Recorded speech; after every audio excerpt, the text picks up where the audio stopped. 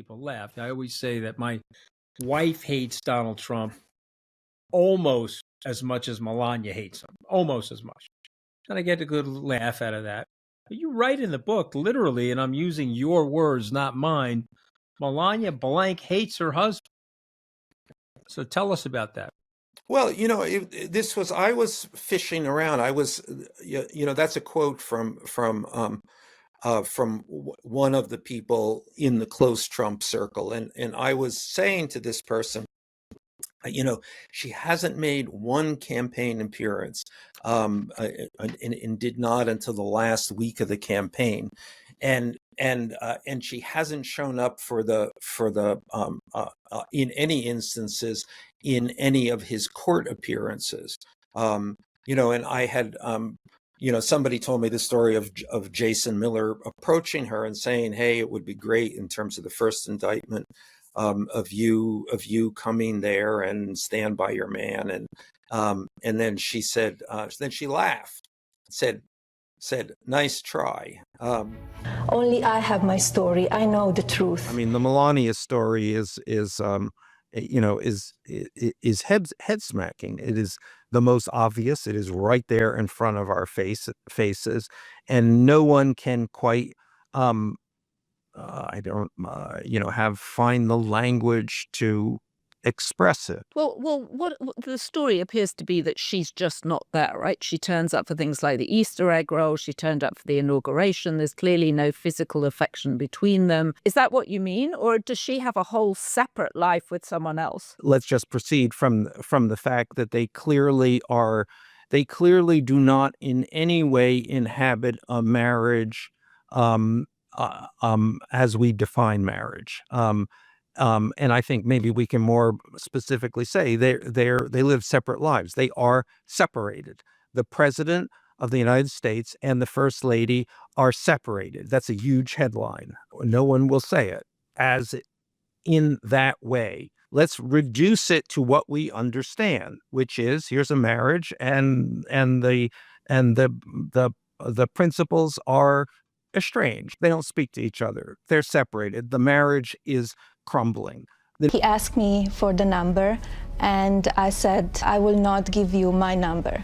So if you give me your numbers, I will call you. Party that Melania Trump describes where she met Donald Trump, that was a party hosted by a modeling agent by the name of Paolo Zampoli, who was known by Trump and by Epstein. And in fact, Epstein was at this party.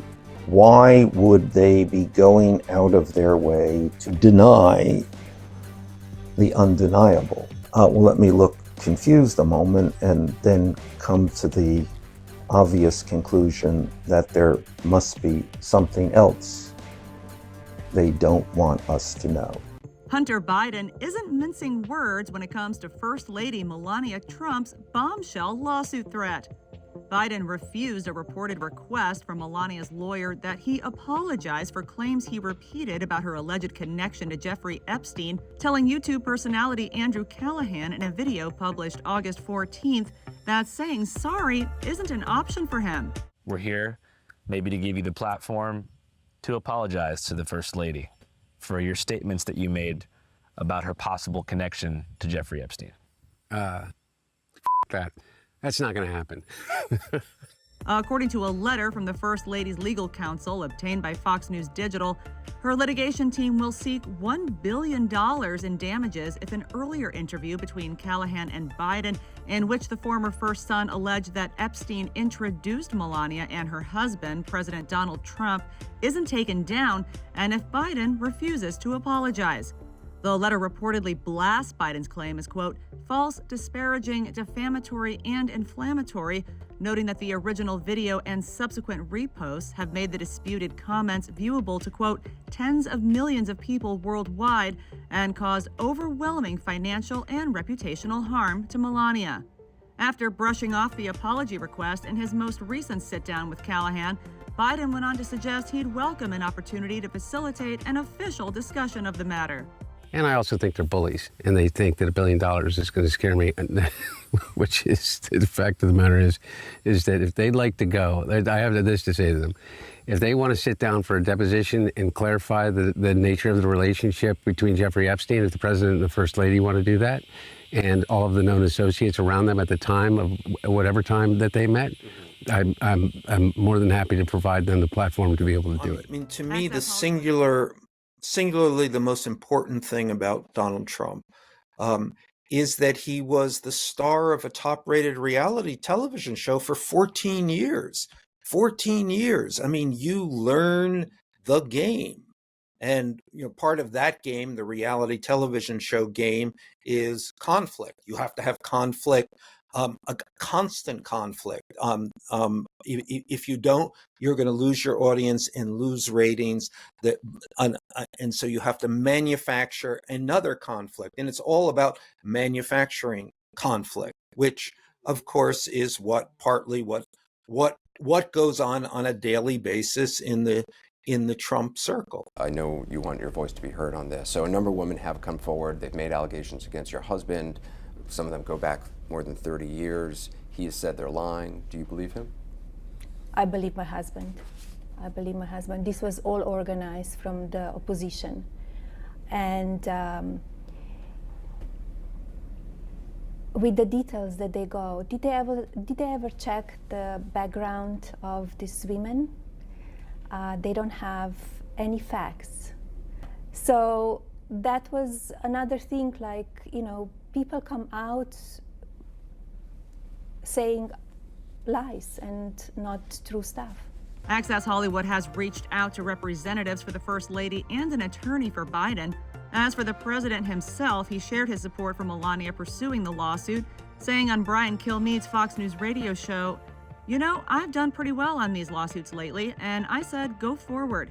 Jeffrey Epstein has nothing to do with Melania and I introducing, but they do that. They make up stories. I think Melania and Donald, and I've said it all along, it is the Mark Burnett rollout production show.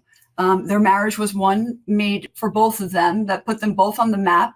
And strategically, it made them both, acceptable to millions of Americans' homes that they were entering into with The Apprentice. So we have to roll back to really understand their relationship as to what legitimized their relationship, making her the supermodel and making him the businessman.